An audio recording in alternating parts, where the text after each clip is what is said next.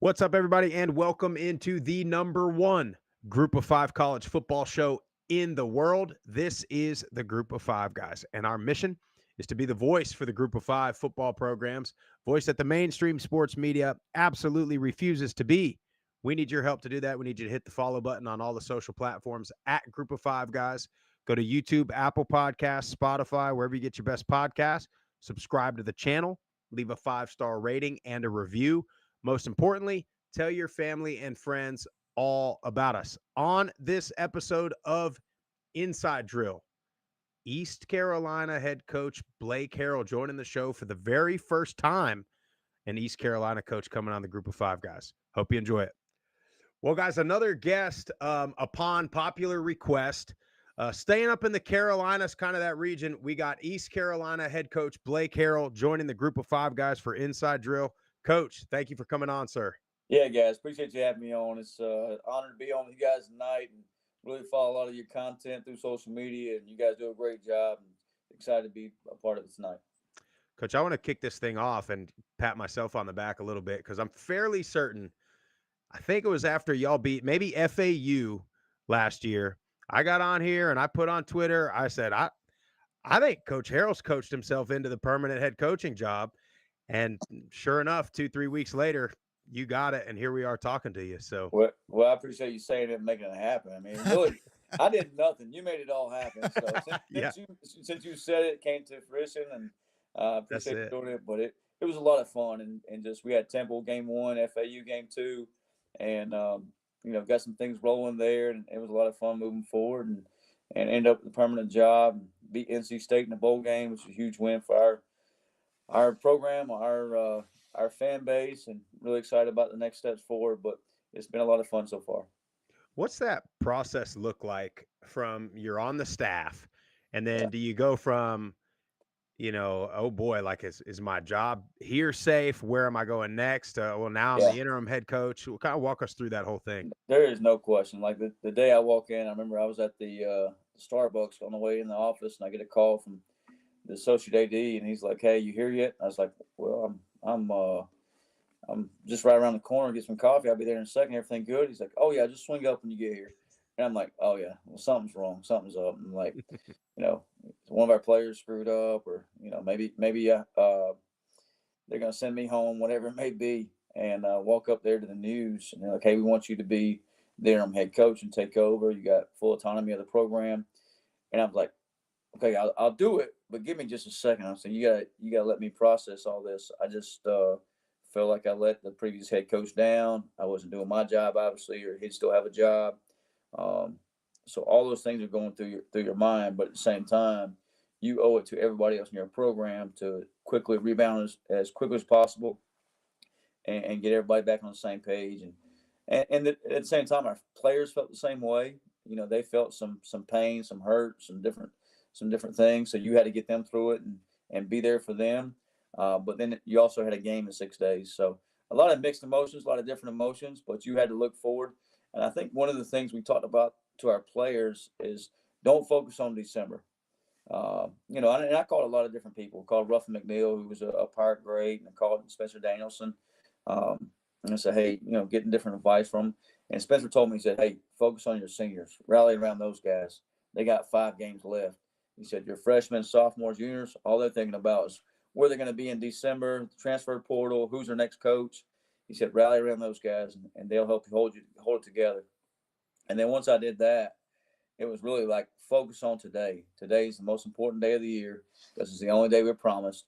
And if we'll do that, we won't focus on December. We'll focus on the process and not the outcome. So that's really where it started. That's really where the focus was, and kind of pulling together, having each other's back, and being a part of it that way. Well, a lot of times, we talk about an interim head coach. That first game, they come out and the team is firing on all cylinders, and they have a big win. But then typically is a big letdown after that. Right. You Right. guys, I know you said rally around the seniors. Is that you think what helped you guys to rally and continue the winning and finish out the season strong? Yeah. Yeah. First of all, I said we had some awesome seniors. We got 22 guys participating in pro day next week, and those young men are special, and it's special to hold this thing together. And A lot of them have been here for 4 or 5 years and got here during COVID, same time I did. Um, so it was a special group for not only those seniors but our staff too. And I told our staff like, hey, we can't worry about the next job or what's next for us. We got to focus on each other, doing what's right for these kids. I said, grown men finish what they started, and we're all grown men here. We're going to finish this thing for our players. We're going to do what's right by them. Let's don't worry about what's next. I said, God's got us. He has a plan for us, and let's just focus and be where our feet are. And I think everybody in our program did that, from our staff to our seniors.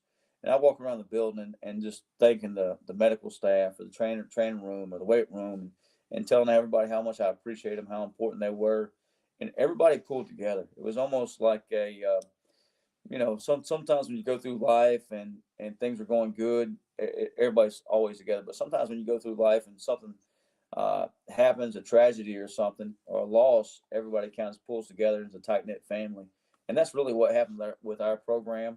Is we all pulled together and moved forward, and even after the Temple game, we were able to keep it going for the FAU game and Tulsa and North Texas.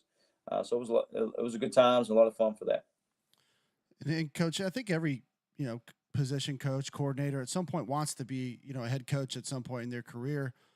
Was this something when it came up? Was it kind of ahead of schedule, you think, for you, or where your career was going, or were you ready to go and ready to take that opportunity and run with it? Yeah. So all I ever thought about was like, hey, I'm gonna be at DC at East Carolina. I'm gonna do a great job, win football games, win a championship. If I get the opportunity to move to Power Four, the SEC, that'll be my next move. And then just had some mentors, and actually my agent Thayer Evans kind of like, hey, you need to start thinking outside the box and thinking about the next move as a head coach. And he had to meet some leadership opportunities and just different in front of different folks. And last summer, he had me in front of some mock interviews, and a mock interview with several ADs, one at the P4 level, and really going through that process gave me the confidence of, hey, you're ready for this. You're ready to be a head coach, and here's what you need to prepare for. So don't take the wrong job, take the right job, all those things. And I think that helped me propel me forward, thinking I was ready. And so when the opportunity was there, I just knew like, hey, you can't look back now. Let's hit the ground running. Let's going to do it our way, do it the way you want to run a program, and move forward from there. So that was very helpful because I think sometimes you go through life thinking like, hey, yeah, I'll eventually be a head coach, but that'll be years down the road, and you're not ready for the opportunity. So going through that some of that last summer, and previously helped me prepare for what occurred during the season. What were your like thoughts and emotions like during those last couple of weeks as the interim head coach, and then before they announced you taking the interim tag off? Yeah. Was it were you pretty confident after the end of the season that you would get the permanent job? Yeah, so you go through a lot of mixed emotions, and even though you're telling your players like, "Hey, focus on today. Today's the most important day of the year. Don't look forward. Don't look to December." You win game one, you're having a lot of fun. You win game two, you're having a lot of fun, and then the staff is starting to look at you like, "Hey, I know you said don't focus on the future, but in 3 weeks we got to make a decision. Does our house go up for sale, or do we get to stay around here and our kids get to stay in school?" So you're not only affecting like your family, your career, all that, but you're affecting your players because the players know like if a new coach comes in, there's a good chance that he's going to bring his own players.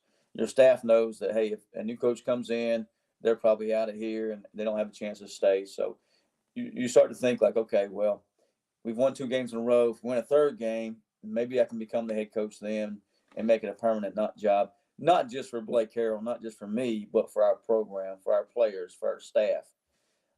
Then you start thinking like, okay, well, I put myself in the AD shoes. We win 3 games. We got 2 left. We win 3. He makes you the head coach. We lose the last 2. That's not a good look for him. So it's like, well, I think we're getting closer, but we're not quite there yet. And then I remember being on the elevator with the AD at the North Texas game. So we've won 3 games. 2 at home, 1 on the road, and had to face some adversity. Beat Tulsa into the game.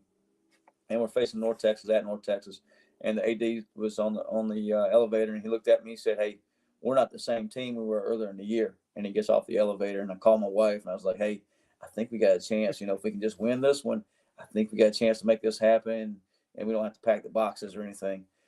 And we get to North Texas and get to the game day, and I look up in the second quarter, we're down 21-0. I'm like, well, guess I better call the wife back and tell her to clean out the attic and pack the boxes and get ready to go. This has been a lot of fun, but I think this ride's coming to an end. And, we score right before halftime, and we go in at halftime, and you think like, hey, at one point in the season, we were 3-4. We'd lost 4 of our last 5 games. We lost, suffered 2 bad road losses. And you think, you go into halftime down 21-7, players are going to be looking at you and, be complaining and griping and heads down and a lot of long faces. And I go in there, every guy's got their eyes up, focused on their coaches, making adjustments. Every staff member, every coach, has complete confidence. And I pulled the guys up at the end of halftime right before we go back out and say, hey, guys, we're going to go out. North Texas get the ball first. We're going to get a stop. Then we're going to go down and score, make this thing 21-14. We're right back in this ball game. So we go out, kick off. 3 plays later, we force a fumble. 2 plays later, we score 21-14. And those guys thought like, hey, Coach Harrell walks on water. He sees the future. And we went on like a 40-7 run, winning the game 40-28. And next week, I was able to honored enough to be the 23rd head coach of East Carolina. And it's been a lot of fun, not only for me and my family. East Carolina fits us from who I am, my beliefs, this fan base. And it's such a special place and such a special fan base. But I was so happy for our players. And I think, everybody talks about the video that was out there once I got named the head coach. And I said that wasn't just for, the love they have for each other, the love they have for me, but that was the love they felt in accomplishing something. I think anytime a player, feels like, hey, they won enough games to save a job or promote somebody or name Coach Harrell the next head coach, they feel like they have an accomplishment too. So they felt like they were bought into that, and they felt like weight off their shoulders as well. Well, Coach, every coach really has a different philosophy on what they want their culture and identity to be for their team. How would you describe what your vision is, for the Pirates moving forward? That's our culture is everything. And I tell our players all the time about how we do anything is how we do everything. And right now it's, hey, let's ride, RIDE, and it's relentless effort. We tell our players, like, your buddy don't turn on your tape across the country and say, oh, well, you're a tempo offense or you're a 4-down quarters team or whatever it may be. They turn on the tape and say, hey, man, you guys play hard. You guys play physical. So we want to play with relentless effort and then intense energy. And that was one of the things when we took over. I just didn't think we had a lot of energy in our program. And I think it starts with me. It starts with our coaches. And we're going to celebrate everything. So we get a first down, we're going to celebrate it as coaches. We're going to celebrate it as players. We score, we're going to celebrate it. And even when I took over, we got a few celebration penalties or celebration warnings, but it was worth it. I mean, in the end, like, that's how you want to play the game. That's how the game's meant to be played, with great effort, great energy, discipline, RIDE, discipline, in everything we do, in the classroom, on the field, off the field. And then the last piece of execution, knowing our job, what our job is, and going and doing our job. So if you see us tweeting out, let's ride, that's kind of where we're at right now. During the season, it was tee off. We want to go tee off on FAU or tee off on Temple or tee off on our opponent. Together, effort and energy. And it really hasn't changed. The culture is still the same, and we'll continue to do that and make this program special like I know it can be. Coach, there's so many really good programs in North Carolina, South Carolina. And we tweeted the other day, what are the schools that when they're good, it's just better for the game? And in my opinion, I was telling Jeff this morning, East Carolina is one of them teams that if they're good and they're rolling and that stadium is rocking, it's better for college football. What is it about ECU that, can attract these really good high school kids or transfers to come to ECU versus one of the many other pretty good programs in the Carolinas? Game day. And it's hands down game day. You walk in our stadium, Dowdy Ficklen Stadium, 51,000 Pirate fans, and it's unbelievable. And our stadium, I think it's, total attendance wise, it holds as many, second most in the state, behind North Carolina, I believe. But it's, a mini SEC town, mini SEC environment. I know we had NC State here a couple years ago, and I'm pulling up in the bus with the trainer who'd been at Ole Miss. He goes, "Hey, this is an SEC environment," and that's exactly what it is. If I'm recruiting a kid from Georgia, I say, "Hey, we're Athens, just on a little bit smaller scale." And I think that's what makes this place special. It's not just the stadium, but the fans and the people, and they're passionate about their Pirates. And once you get to this part of the state of North Carolina, you don't have a professional team. You don't have the Hurricanes or the Panthers in this part of the state. Their professional team and their college team is East Carolina, and that's what makes it special. How important? Obviously, you finished up last season with the bowl win, a very chippy, to say the least, Yeah. bowl game, and then you get them again right off the bat this year. But how important are, number one, just having those games, but then of course number two, being able to win those games? Yeah. Most people tell you like bowl games don't matter, bowl games aren't important. And like I said in our press conference after the bowl game, like you can't tell our players that game wasn't important. You can't tell our fans that wasn't important. And obviously you kind of hit on it just for a second there. Like I'm not so proud of how the end of the game finished. But for 59 minutes and 16 seconds, it was a heck of a game on both sides. And fortunate enough, we came out on top. I wish we could hold on to that for several years going forward and didn't have to turn around and play them again. But I do think in-state teams that play each other and in-state rivalries, so to speak, are good for our game, are good for college football. I mean, we're going to go play a team hour and 15 minutes up the road in Raleigh at their home stadium, and our fans will be jacked about it.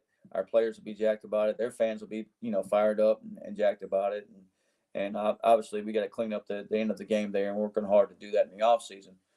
But you're talking about a game that's going to, be a huge game one for both sides. I think that's part of it, and that's what you look forward to in college football. Well, Coach, spring ball's right around the corner. Last season, offensively, Garcia and Hauser split, time. Hauser kind of finished off the year as the starter. What's that quarterback room look like going into spring? And is Hauser the guy to start, or is you kind of having it open? Yeah, first of all, year one going into an offense, John David Baker has done a fantastic job coming in, establishing a new offense. He took over an offense that was 130th or 131st in the country in total offense, scoring offense, and incorporated a new offense, new personnel, new quarterbacks, and took us, I think, top 25 in the country in scoring and total offense, and done a fantastic job there. And Jake Garcia started out the year. Caden Hauser finished off the year. And I always say this as a defensive coordinator: rule number one, get to number two. Meaning, hey, if you can get past their starting quarterback, then you're dealing with the backup, and you got a chance to go win the game. I think as long as we have Caden Hauser and Jake Garcia on our roster, we're in really good shape. And both young men are leaders on our football team. Both young men are invested in this program. And if we can keep them through the roster through next fall, I feel really good about where we're at. And at some point, and you guys know this, it doesn't matter, but quarterback, center, D tackle, corner, you're going to have some type of injury throughout the season. So you're always going to be playing with another guy. So, and you're only as good as your depth. And I think both those guys are certainly worthy of being a starter, and certainly both have approved it. And obviously, Caden had a great finish to the season, and super proud of him. Coach, what about on the defensive side of the ball? You lose a couple guys in the portal or to the NFL. Yeah. Anybody we need to be looking out for this year? That's maybe an NFL guy we don't know about. Yeah, a year ago, Siobhan Revel, a lot of people knew about him. He's getting ready to be a draft pick and maybe a first or second day draft pick. Fired up about him. And I'm really excited about our defense. And J.D. Lampley, Raheem Craig are two guys on the edge who can certainly rush the passer and, be seniors and can move around. Sam Danka is another guy that's always been on the edge for us, an outside backer that we're moving to more of a wheel backer. He's got great length. He's more of a 6'3", 6'4" guy, 220 pounds, that I think will have an opportunity at the next level. But I'm excited what he can do at that linebacker position for us next fall. And then obviously you stated we lost a few guys on that side of the ball in the portal. But this time last year, we didn't know about those guys, and we developed and coached those guys into being all conference guys. They had opportunities to move on with their career. And I'm sure we'll have guys step up this spring that'll do the same. But before we get into, are you going to get into Twitter questions, Jeff? I was just going to try to get myself a little bit of credibility because before the show, we were talking about the latest book that you read, Coach, and I'd like for you to just give it a plug because it's a damn good book. Yeah. So as a defensive guy, I've always said like defenses win championships, and that's what's important. That's where it's at. And you can have plenty of games and plenty of seasons to kind of back that up. But the book you're referring to is Brands Win Championships by Jeremy Darlow.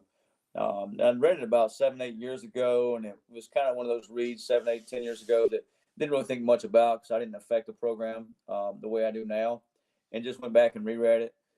Jeff Collins encouraged me to do that. Jeff was actually one of my high school coaches years ago, and he came down and visited not too long ago and encouraged me to go back and read it. We're talking about brands, and he's like, "Hey, you need to go back and read this book." And within the book is really talking about, hey, there's certain things you can affect off the field in recruiting, gaining new fans, and gaining new ways to promote your program, and not being a self-promoter, but your program and your brand to push it forward, to help in recruiting, to help gain fans and help your fan base or help fill your stadium. So very good book for that.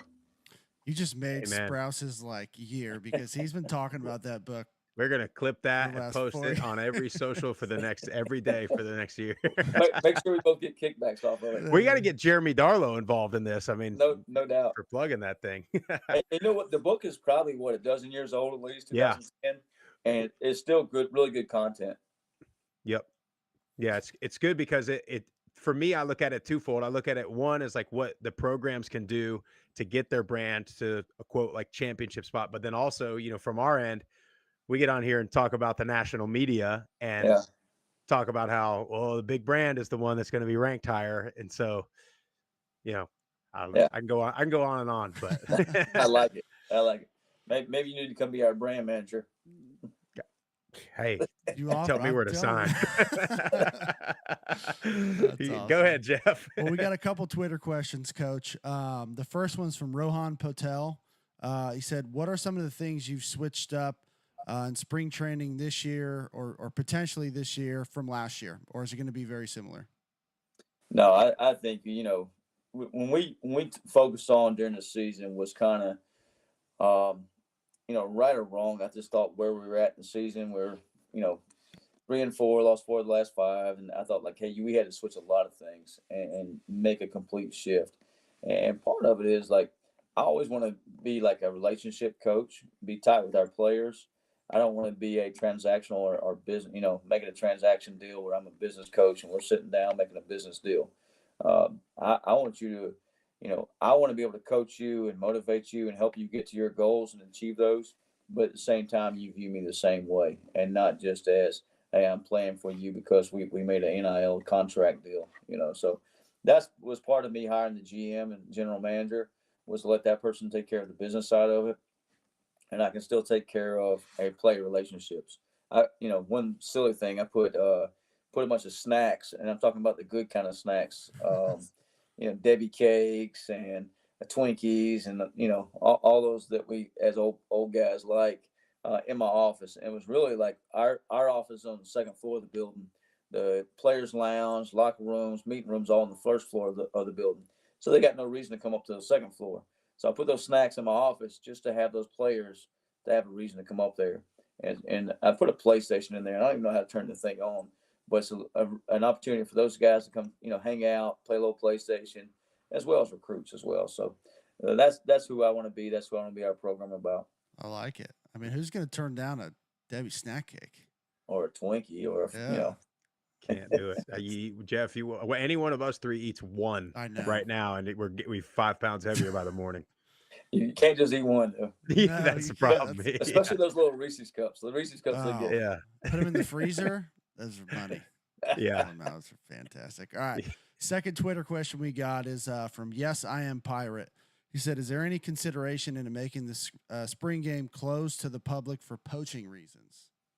No, I mean, I think coaches that's an easy way for them to opt out of having a spring game, to be honest. We've talked for years about hey, we're doing a spring game just for the fans. It's not really helping our program. We're worried about injuries. For me, it's another opportunity for our players to go compete against each other. You make it a fun. Like sometimes when you're scrimmaging, it's just offense against defense, right? You guys have been there, and there's no like, hey, we're not keeping score. It's just offense got the best of the defense, or defense got the best of the offense. In a spring game setting, it's one of those few opportunities you get for divide up teams, keep a scoring system, have a winner, have a loser. And it's also another opportunity for especially your young players, to play in your stadium or play in front of fans. It's an opportunity for our fans to come see our players, what's going on. And fortunately for us, and I kind of built it this way, is our spring game is the day after the portal closes. So we're practicing throughout the portal. So we're going to make it exciting. We're going to make it fun. And that's what we want our program to be about. I got a sidebar question. Coach Prime last week floated the idea about playing an opponent as a spring game. What do you think about that idea? Bring that Colorado team on out to East North Carolina. There we go. We'll see what East Carolina about. We ain't hard to find. I love it. I love it. I love it. All right. Last two, and we'll let you get out of here. This is from Kelly Horvath. Wants to know, he says, ask him about our guy at Jay Riddle in the secondary. Dude is going to ball out this season. Yeah, Jamarly Riddle. He's a freshman from, he'll be a sophomore from Camden County, Georgia, down there in South Georgia. Really good program, and ended up starting the last half of the season in safety for us, and just really excited about his future. I always say, like, one of the better players I've ever coached is from Camden County, and Jamarly's going to be right up there with him and does a really good job. So, hoping to hold on to him throughout the summer and get him lined up in the Pirate uniform next fall, and I feel really good about our defense moving forward. Awesome. All right, last one. This isn't really even a question. It's more of a statement. This is from Robert Allen. He says, if he wins week 1, I'll plan on voting for him for governor of North Carolina. Well, if we win week 1, and obviously Coach Dorn will have his squad ready to go and ready to roll, and does a great job up there. Respect the heck out of him and what he's done in Raleigh. But if we were to pull that one off week 1, I'll enjoy that for a whole night. And then after that night, we'll get on to week 2. And that'll be the most important game of the year. So, but I appreciate him saying that. Yeah. Until you find out you just won the governor's race for a bunch of write-ins. Yeah. I don't think I want any part of that. No, I don't blame you. No. Well, Coach, man, we can't thank you enough. We know you're, trying to get ready for spring ball and practice and prep and all that stuff. So we know you got a lot going on. We can't thank you enough for hanging out with us tonight. Well, I appreciate you guys having me on, and I really appreciate what you guys do for the Group of 5 football. Not only just for East Carolina, not only for the American Conference, but for the whole Group of 5. It's really good football. You got some really good players in it, and it definitely needs this publicity and what you guys are doing. So thank you for all you're doing. Appreciate you guys. That. Yep. All right, Coach. Thank you, sir. Take care. Jeff, I'll say this about Coach Harrell. I know we get on here every single time and talk about how we're bought in and this and that. We love the guy. They're back. They're this, they're that. But, definitely seemed like like the coolest dude. You know what I mean? Like that's like the guy that I would love to, sit on the recliner with ball on and just chop it up and talk, whether it be about football or nothing or life. You know what I mean? No, without question. Very, very relatable, down to earth, type of guy. And I think the players, resonate with that. That's why, when he took over, they played hard for him. They were so happy when he got the job too. And I loved what he said about rallying around the seniors. And I think that was it, man. I think doing that really galvanized that team, because everyone else is going to follow your senior leadership. Like, that's whatever level of ball you play, the seniors lead the way. If you got great seniors, everyone else is going to follow. And rallying around them was smart, and it was a big part of why he got the job. Outside of just being a great coach and galvanizing that team. Yeah, and he said it. Credit to those seniors, because they could have easily mailed it in. Because, Jeff, we were on a team that did that. That probably the most talented team that we were ever on finished with the worst record that we were ever a part of, and we mailed it in. And we followed the lead of some of the upperclassmen, and they went the opposite route. And I love what he said about them. because that's so true. The players feel some level of responsibility for a coach getting let go or a coach getting hired. And they did. They felt like not only did he coach his way into that job, they played their way into him keeping that job. And in turn, the guys that are still there probably kept their job. Yeah. I mean, couldn't be happier for Coach Harrell, and I think he's going to do a great job. I mean, just his demeanor and just his experience as the D coordinator. I mean, their defense was really good last year, and they had some really good players. And he mentioned some of the guys to keep an eye out for. So I'm excited to see what they can do. Really, with him having a full offseason of his own, culture and being able to implement it and just really build that roster and program like he wants it. And they're gonna need to be ready right out of the gate on the road at NC State. It's gonna be a phenomenal game. And NC State, I mean, if that game last year, yeah. I mean, he said it was not pretty at the end. And so I didn't really ask this. We should have got into this. Both teams, can you just imagine camp and summer as they prep for that game? Everybody's got their first game on the little countdown now. Yeah. Who you're first playing, but it's like when you get that in-state, it's the last team you played, and it's the next team you play, and the last one ended with a freaking brawl. I mean, that thing is going to be wild. I mean, I never wanted to go to Raleigh ever, but there might might be a time to try to go. But hey, Jeff, how about brands win championships though? I mean, when he said that, I said, "Here we go. Sprout's going to eat this up." And I want everybody that's watching to know that he brought that up before the show. He did. He brought it up. We were just talking. And I mean, you want to talk about speaking my love language, Jeff. That's it. I'm going to have to read it now. I got it. I got like 3 of Jeremy Darlow's books. That's all his books are about. He's right. His guy was writing about branding and NIL stuff long before today's climate. Yeah. He's just ahead of the curve on it. Love it. But man, I'll tell you, that's that team. If we were talking about if it's good for football when they're good, I mean ECU. I mean there might not be the purple smoke, the entrance. I mean 50-something thousand. Well, that's what I was going to say. There might not be a tougher place to play when that place is sold out than that stadium. I mean, it is loud. It's rocking. The atmosphere is phenomenal. We got to get there. I mean, well, you remember, I mean, it was 2-3 years ago when they had that big goal line. They had that big goal line stand again. I think it was NC State, and that place just went nuts. I mean, it's one of those ones where you get the chills just thinking about it. Yeah. But yep, got to put it on the list. But again, we thank Coach Harrell for coming on. Wishing the Pirates all the luck this season. Thank you guys for watching. Thank you for listening. Make sure you follow on all the social platforms at Group of Five Guys. Go to YouTube, Apple Podcasts, Spotify, wherever you get your best podcasts. Subscribe to the channel. Leave a 5-star rating. And